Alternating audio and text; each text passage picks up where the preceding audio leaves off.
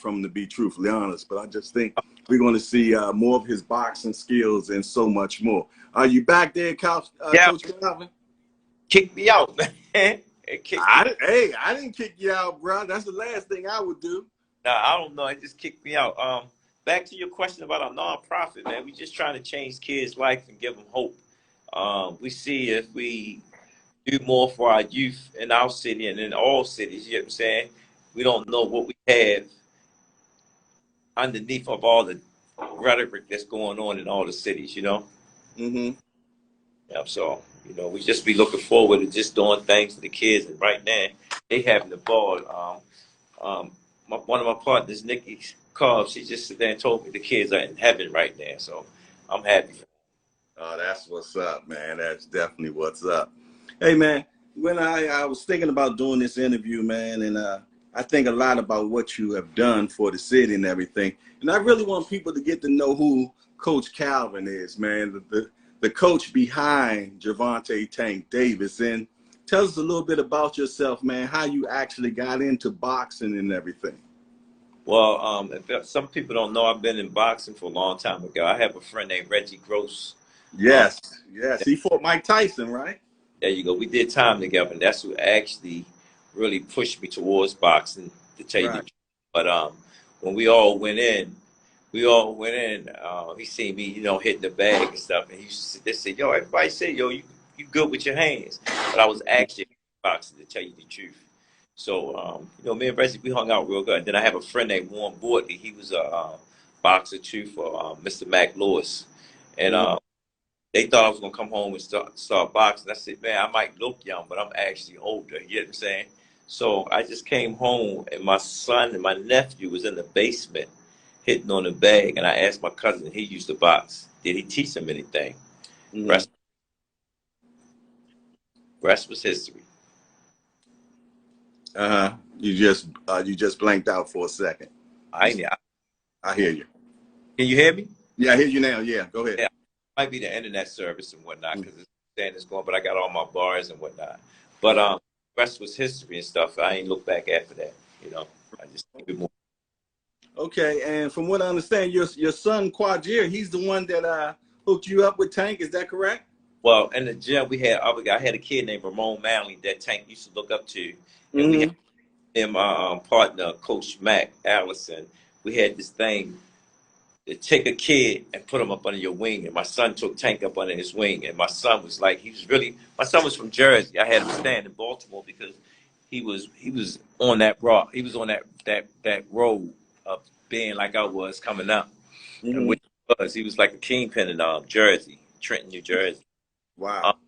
Told me, he said, Dad, you got to keep Shorty up under your wing.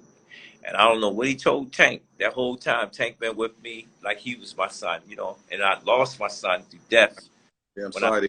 When I brought Tank home for his first pro fight in Baltimore, not his first, but his fourth pro fight in Baltimore at the Cotton State, something we was planning for about 7 years, and it jumped off. I got home that night. I got home that morning. Well, I woke up that morning. My wife told me that Cartier got killed, you know. Yeah, so, you know, rest was history and whatnot, you know. So Tank and we seen a lot of death around us. We seen a lot of strange things, you know, and we just thankful to be where we at. But I understand that our Lord have us on a mission to actually tell our story and to, you know, get other kids, other fighters, anybody that's in our circle line, that put the right people around them. Anything is possible. Wow, man. And that's truly amazing for the simple fact, man, to be able to get Tank up underneath your wing, but not just be able to get him underneath your wing, but to be able to keep him up underneath your wing, man. And because Baltimore, man, it's a tough town. It's truly a tough town, and there's a lot of things that actually make kids gravitate to it, you know, the life and everything else. So how are you able to actually keep him from not falling into that life, bro? Well, it wasn't just me by myself. As you know, I got a lot of partners, and I advocate. I'm from the streets. You know what I'm saying? So when I'm like this, if I see any of my street guys and whatnot, I say, yo, if it's a kid that got some talent, man, push him to the gym. I said, why? I say, if you push him to the gym and give back to him, that's a life you save. You know what I'm saying? And I always believe you either going to do this or you're not. You know what I'm saying? So if a person give you a chance to actually get out in the street, you do this, but you decide to come back, you want to be one of the guys. You don't want to be saved. So let them be. But if you stay in that gym, I'm going to make sure you're good. And Man, so that's I had police officers was training at my gym, and I mhm. just tell them, you see any of my guys standing out there with certain guys, harass them. Okay. Was that the guy with the Detective Burns? Was he one of them?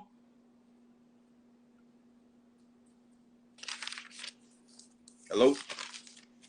Look like we getting a little turbulence right there. Are you there, Calvin? I think that Wi-Fi doing this is bad right now. As you all see, we got Coach Calvin here. He's pretty much telling us his story on how he actually got into boxing and how he met Tank and how he was able to keep him in the gym and things of that nature. Hopefully, we're going to be able to get him right back again.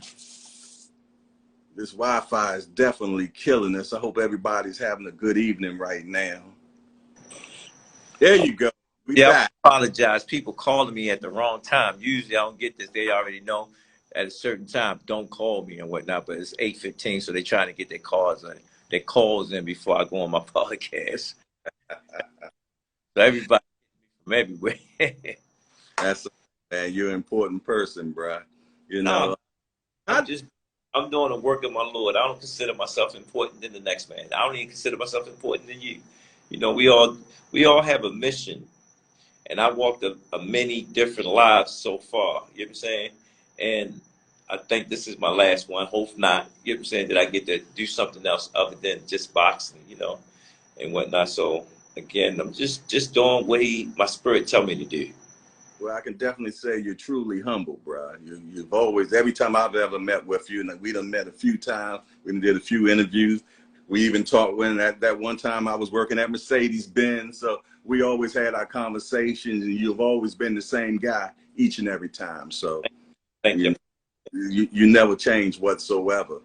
Hey, well, let's switching gears, man. So we got Hector Garcia coming up January the 7th. And one thing I've already know that you already said to me when we was at the conference last week is that you all taking him seriously. Yeah, You know, definitely not. Go ahead. you have to take him serious because he signed the contract to fight. He's on a winning streak. He already beat up a top-notch prospect already. I could say he's son. You know what I'm saying? Watching the fight and whatnot. And everybody say, "Oh, Tank, you gonna walk right?" Nah, don't put that in your head. In history, because a big fight before a fight can actually run into some turbulence that you can have a bad night. You know what I'm saying? So right now, I just got young and focused on that. We don't even want to talk about Garcia. We talking about Hector Garcia. You with me? And I told everybody at the press conference, I don't want to hear about Garcia. I'm dealing with Hector. You know what I'm saying? I got to show up that night. I look at it that we picked that particular fight because when you look at the Terrence Crawford situation, when he picked the guy that he picked, the internet went crazy because they didn't know the guy and everything. But we picked the right guy because he just beat up a New York native that was on his way. You know what I'm saying? And he son him. You know what I'm saying? So I know he's going to come to this fight. He's undefeated. He's a champion. You with me? Yeah, He's yeah. come. He's come to fight, and I know it. He had nothing to lose. Oh He, yeah, he has nothing to lose, and he has everything to yeah, gain. yeah, And nobody's saying the same thing like what they were saying about Crawford. Who was that guy or this, that, and the other? Everybody's like, whoa, this yeah, ain't tuna. You yeah. know what I mean? So, and I take my hat off to y'all, man, because you definitely ain't picking easy. I'm gonna tell you that much. Everybody try to say that Tank cherry picking. If he go look at everybody record that took, I call it a guideline, a guide, a boxing to get him to be a guy. Go look at everybody's record. But if you look at Tank record, Tank been really fighting guys. You know what I'm saying? So again, especially when he got with Floyd. When he got with Floyd, Floyd was trying to give him a world title shot when he first signed him. I'm like, nah, man. There's so much you got to learn. And then, when it was time with Tank said, they said, yo, you got it. You right, Floyd, let's do it. And we fought an undefeated champion. Pedraza.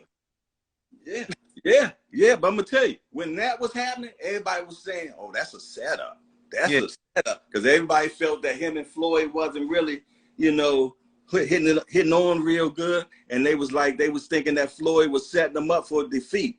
I can't see you want to do that. That don't make sense to me because If one day when you read Tank book, you'll see why some people were saying that. But you know, Floyd gonna test you. You know that he came up in that era that you had to fight. You go look at the stable guys that he had in his camp. They had to fight.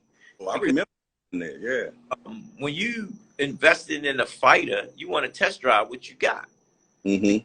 Trying to get you them top guys. You know, if you can't beat the guys underneath the top guys, what's the point for me investing in you? Mm-hmm. Mm-hmm. Speaking of that, man, we hear so many war stories in the gym. I heard Tank knocked out a heavyweight. Was it a light heavyweight or a heavyweight? Truly heavyweight. It was a heavyweight. Tank knocked out. I had one kid, I ain't gonna mention his name, he fight MMA. He called me one of my fights. He said, Coach, I'm retiring. Why? He said, man, that little nigga, making me think the way how he hit. She, you know what I'm saying? But I'm gonna show it to y'all. I'm gonna show it to you. I'm getting charged. If you had to gauge on Tank's power and based on weight division, what would you put his weight division, his punching power, and what weight division would you say that it evens into? See, it's hard to say. Mm-hmm. He rocking 165 guys. Mm. Yes. Mm. And I can tell when he had rocked 165 guys. Mm-hmm. Guys. You know what I'm saying? It depends what mode you catch Tank that night. Mm-hmm. You know what I'm saying? If you look at Fight Hype said it. All the guys that he sparred, he said, man, he got that power. That bang! Man. That's what I mean, I've talked to a lot of people that done sparred him, you know, been in the gym and seen fights, blase. And I'm going to tell you, a lot of them don't even talking about how he be knocking cats out. A lot of them be telling me about his boxing skills, which people don't. I'm talking too much. No, but if you hear me, I always say I don't care about the knockouts. I care about him putting on a performance, showing his skills. My partner, Coach Kenny, he liked knockouts. You know what I'm saying? But again, the best haven't came out of Tank yet. I'm hoping Hector might be that guy because he had nothing to lose. He can put it on the line. Yeah, that's what a lot of people tell me. They say, man, he ain't even reached into his toolbox yet, man. And if he hasn't reached into his toolbox yet, that's scary, Coach. You see how I'm carrying it. Stop playing with Tank. Stop playing. When we get in that ring, and I hate to say that, you see what he did to Cruz? Yeah.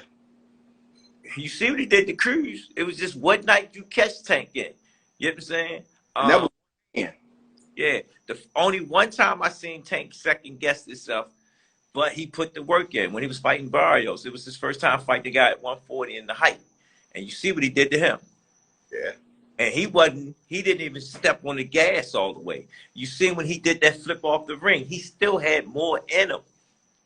And nailed it, man. I mean, he landed like a gymnast, bro. That was amazing, man, for sure. He had that type of, and he does get stronger as the rounds go. I see that.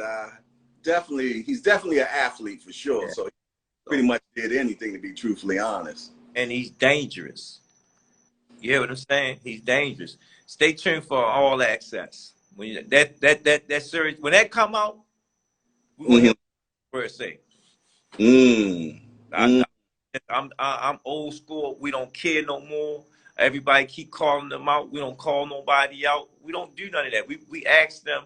We did everything that they asked us to do and did it to the fullest. You know what I'm saying? The narrative that they're trying to get, if it wasn't for Floyd, he wouldn't be where he at. If it wasn't for both of them doing what they was doing, that he wouldn't be where he at. Yeah, you got to have a talent, because who else over there is doing what Tank's doing? So if you don't have the talent, I mean, Mayweather is definitely the engine. You hear what I say? Yeah. You hear what I say? You say, yo, how you put up with Floyd all in the corner? I say, man, that's greatness right there. There you go.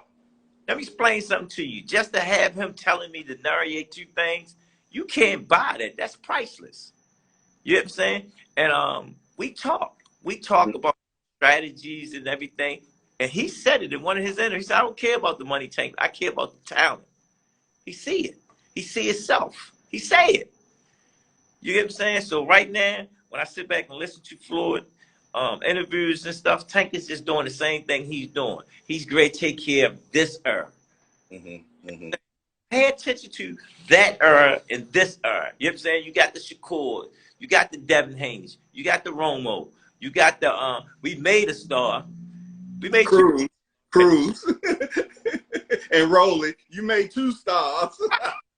But this era is changing. But guess what? Judgment Day is coming. Say that again. Judgment Day is coming. Ooh. So for you to say that, that makes me say, you know, Hector Garcia, me personally, I feel though y'all gonna win that fight. But now Tank is controlling his career. That's the thing. And then if y'all listen to him when he did some interviews, he said he didn't ask for the big fights because that wasn't our job. We basically we had to listen to what they tell us to do. You get what I'm saying? You know, all fighters want the big fights. But I'm like this. Tank, if anything go wrong in that fight, who's gonna take care of you and your family? So make sure the money right. If the money right, the fight right. Simple as that. Simple as that. Because he the one in there getting in there taking them punches. Floyd even said it. He said fighters need to get the lion's share of the money. Why shouldn't they? Why? Because it ain't no insurance company out here, life insurance for them afterwards or any of that type stuff for these fighters, man. And we've seen in history so many fighters that can barely talk now and greeting people at Las Vegas casinos and all types of stuff. So yeah, Mayweather changed the game. He said, if Mayweather was like, if a nickel bag got sold in the park, he wanted in on it. And he got it. Yeah, so right now, it's Tank time. You know what I'm saying? It's this time. So right now, we try to follow that legacy that Floyd laid down and make our own legacy. And it's there for the grab. We just got to make it through Hector. Hector is in the way right now. He laid the blueprint. You all get past Hector and all these other cats that's making these conversations. I'm pretty much sure y'all going to spearhead straight to him and send him that. Well, we're going to test the water. We're going to test the water. Everybody said they want to fight him. We're going to test the water. Ooh. That speaks for itself right there then. Because right now, I said, yo, be the boss. He said, I ain't trying to be the boss. I'm trying to be a leader. I say, I like that, youngin'. You know what I'm saying? Because boss tell people what to do. He want to lead his people. So you're going to show them how to do it. Right. And that's the people that's coming behind him. That's the whole idea. And that's what this undercard is all about, January the 7th. Oh, you see it? Somebody called me and told me that's an old Don King card. It is. Man, that's tribute to Don King. You know, so show what we trying to do with boxing and how we trying to stir boxing. You get what I'm saying? And that card is a fight card. Yeah. Oh no, that's a real card. Yeah, that's a because normally the card be so top heavy that ain't no that for nobody else to be on the card that's worth anything. Yeah. You end up getting a crappy card. Yeah. I mean, y'all got Boots on the card. Y'all brought the Petersons back. Y'all got Rashidi Ellis on there. I mean, come on, man. Y'all got Boo Andre on there. Come on. Yo, that's a fight by itself. I'm talking about people that done had their own cards. Yeah. They all humbled themselves and say, all right, we're going to have a block party January. No, they understand they're real fighters. They understand the fight game. They fights. It's a fight party. That's it. Fight party. So if you like fighting, you better be in front of a TV or at the fight with us. Oh, man. And it's pay-per-view, so they get to shine. Yeah. Get to shine. I mean, I'm so hyped about January 7th. And it's in our hometown. It's in the DMV. Yeah. You can't beat that with a baseball bat. You talking about, man. So you know how we get together when Baltimore and DC get together, man. Yeah. Man, I can't wait. I can't wait. Feel like I'm in prison, man. We locked up. We do the same joke. Man, speaking about prison, boy, that fight that you had and you told Tank, man, and that was one of the best quotes, man. You told him to put that knife in him, man, and that was classic, man. What was going through your mind at that particular time? In the gym joking, and some body, and they was like poking them. I said, yo, what the hell you doing, man? I said, if you was in a joint, man, that nigga gonna put that knife in you. Yo, he gonna put that knife in you. And I how to put that knife in him. And Tank looked at me and said, yeah, you right about that, coach.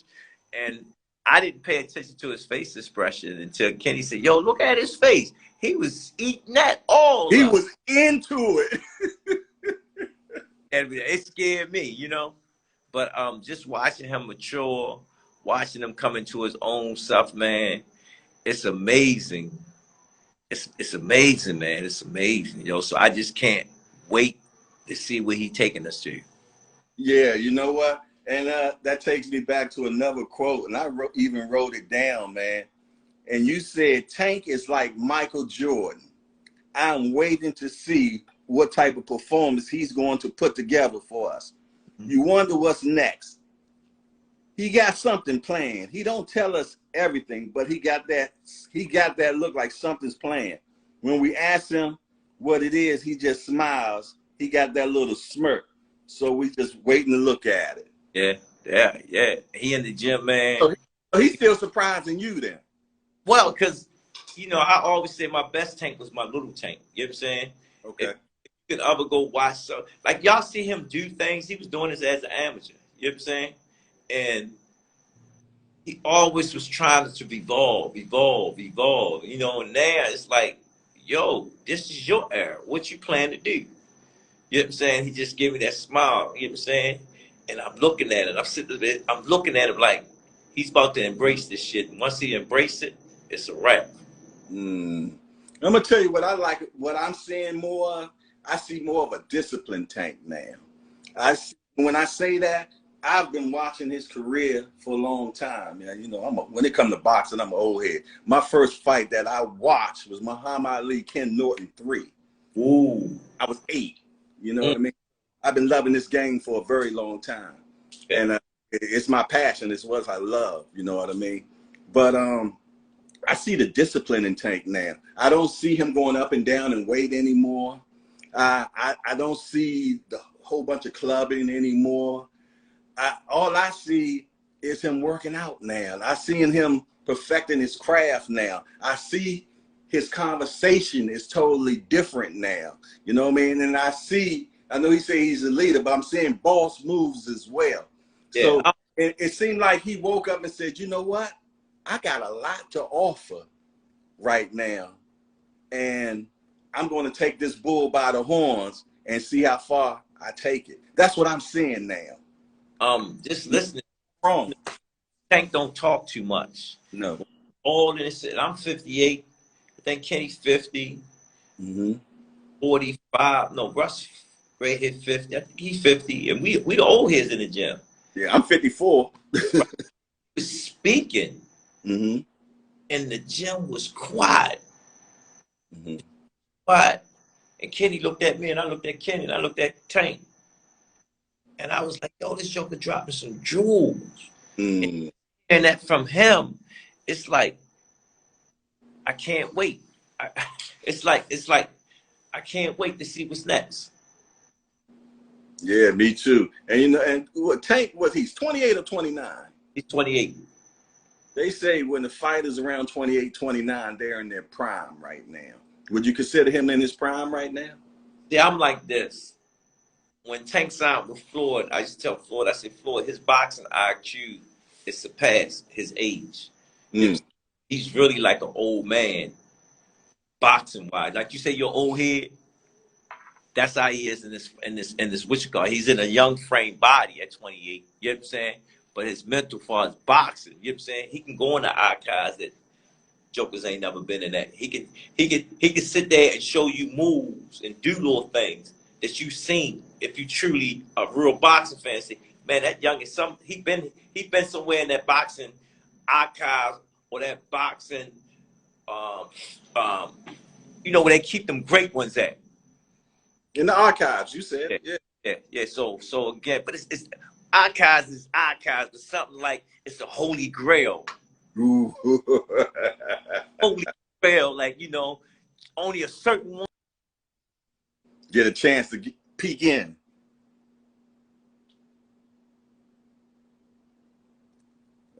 Boy, it look like we're getting a little turbulence again, y'all. We're having a beautiful conversation right now with Coach Calvin.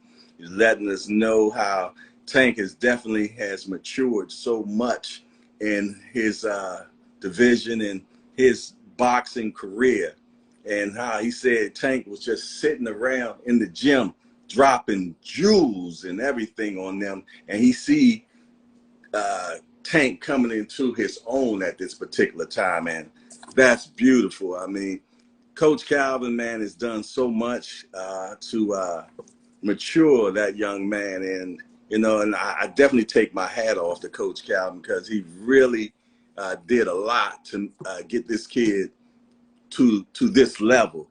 And as he said, I don't think we even seen the tip of the iceberg yet on what Tank can actually do.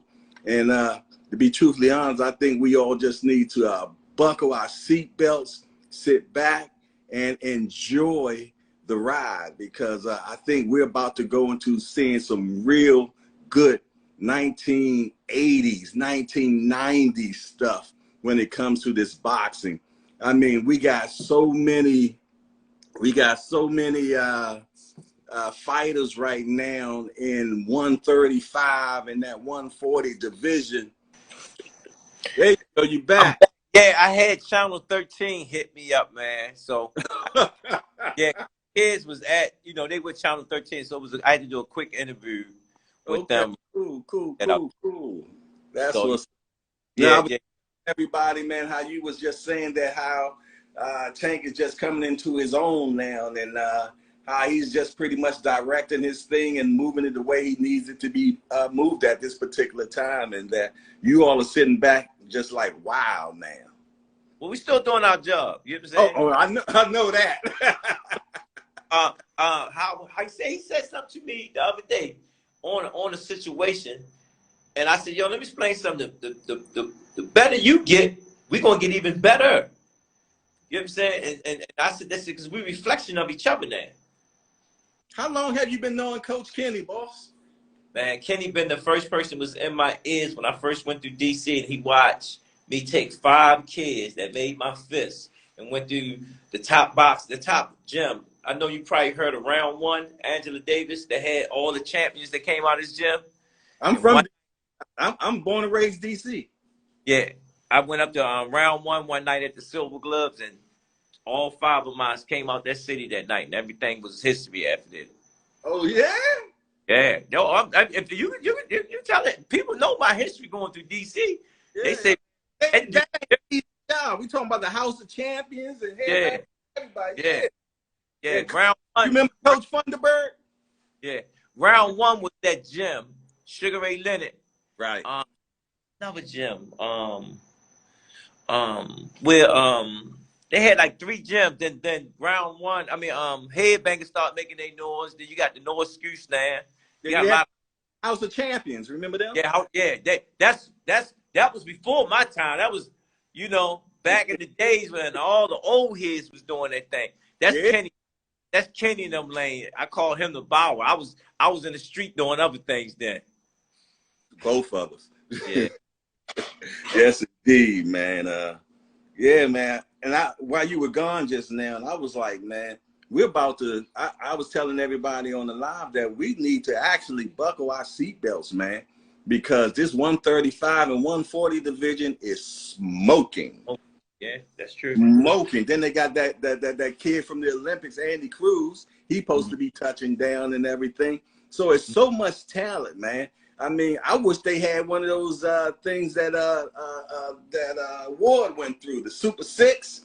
I wish we still had something like that. Boxing changed, man. I'm telling you, boxing getting to be like the NBA now. Yeah, you ain't lying. I'm keeping it real. My vision, who got the best in their camp? Mm. Who that's in that camp? Then you're gonna start seeing it's not gonna be about individual fighters. It's gonna be that camp. What camp got the best fighters that's coming out that camp? You know what I'm saying? Going against the best and ain't worrying about it's about the fight game. You know what I'm saying? And putting up numbers. You know what I'm saying? Because back in the days, jokers had losses and came back and beat world champions. Oh man, ain't nothing like a rematch back in the day. Yeah, yeah. I mean, we lived for the rematches back in the day. I mean, and on the rematch, you weren't sure who was going to win. Yeah, you wasn't. It was like, dang, that first fight was dangerous. This second fight gonna be even dangerous. You know, Yeah. so No again, doubt. boxing is live. It's definitely live and going to keep on going because it's a lot of youngins that we trying to send a message like, yo, stay with your team, and just weather the storm. Yeah, yeah, yeah. And eventually, we'll find out who's king of the hill. You know, and that's just the bottom line, man. And thing about it is, it's so much talent, man. They can all just keep on running it, on running it because. I mean, this sport is so great. It's the first sport ever. You know, I mean, you don't realize that, but fighting was the first sport ever. And fighting since the time. That's true. That is true. And people paid to watch it since the Roman days. So you know, it's something that's going to always be around. And as long as we got good fighters, well, these days, man, these fighters, man, they are just amazing.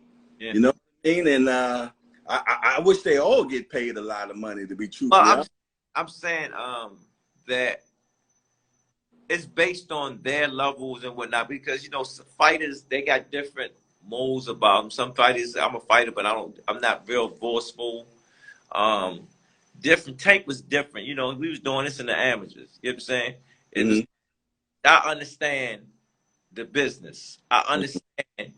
Let me see how you looking at when you sit there and look at Floyd. His team was unreal. When you look at Ali, when you look at Frazier, when you look at George, when you look at all the old fighters, when you look at Mike, you have to take a piece from every great fighter, Roy Jones, and actually mold that fighter to be that guy for that era.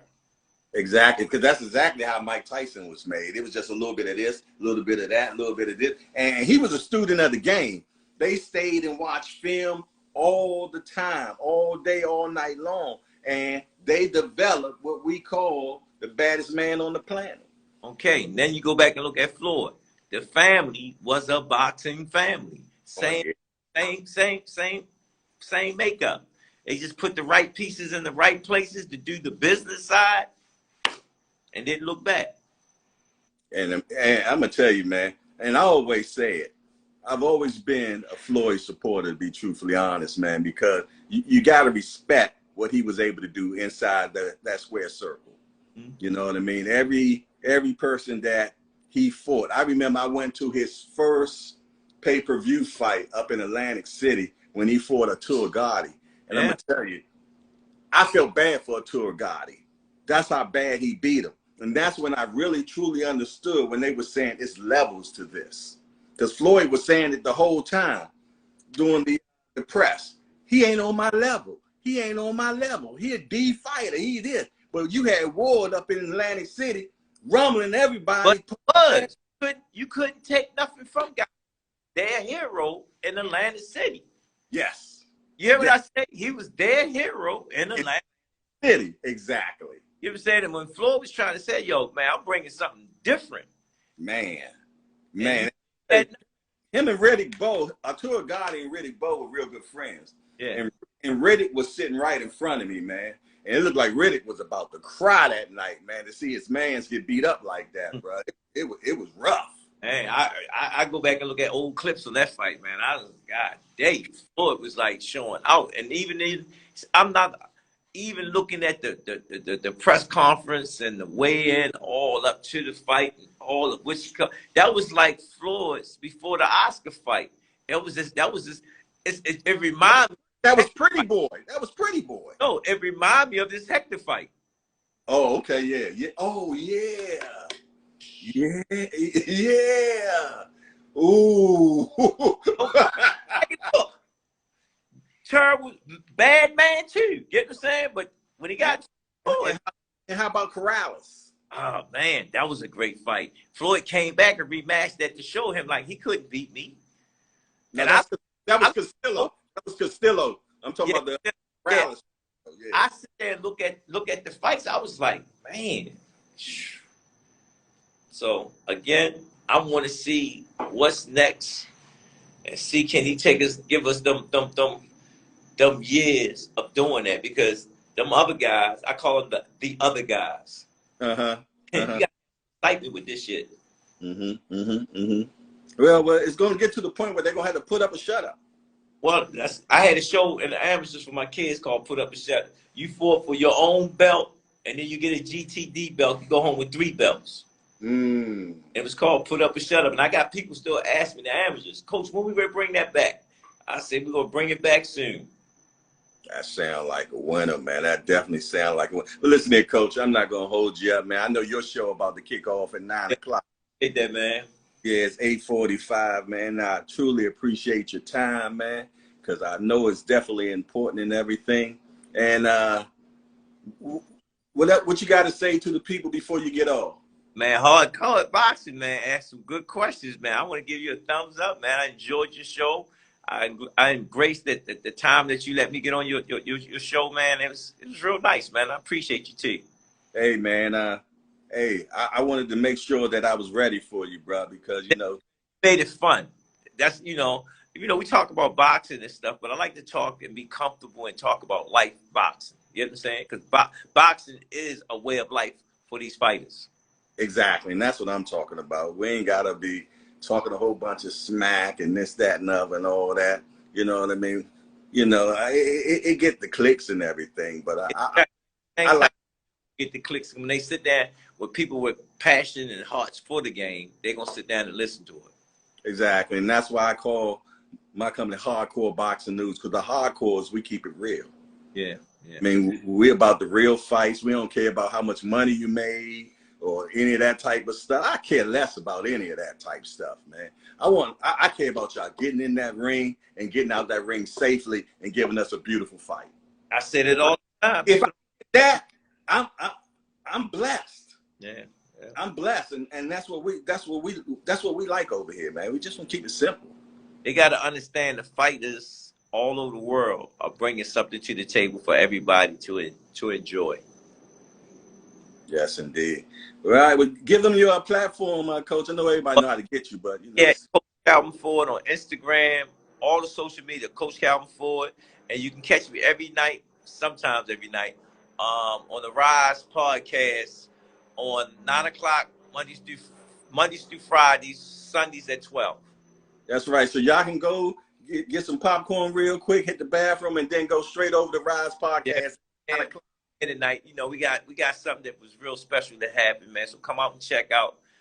Kids gonna come over there and tell you their experience tonight. See, we building our kids now. They're gonna come on the podcast and let them know how they enjoy themselves at the Christmas shopping spree for them. Just give it back to them. Who else is doing that? I keep telling people ain't doing what we doing. I know. I heard somebody say yesterday, Coach Calvin, you need to get some of this money. This, that, I'm keeping it real. I love you. You need to get some of this money. He don't understand. I lived that life. And I understand you can't take it to the grave with you. Understand that the more I do for people that don't have, you know what I'm saying? That's where I get my joy from. So when I leave this world, I will get. That's right. That's right. Exactly. When you go see the Father and the Father asks you, what have you done for anybody else? You know the scriptures, bro. All right, bro. Appreciate it. It's a pleasure. You take it easy, boss. You take it easy now. Thank you, man. Thank you.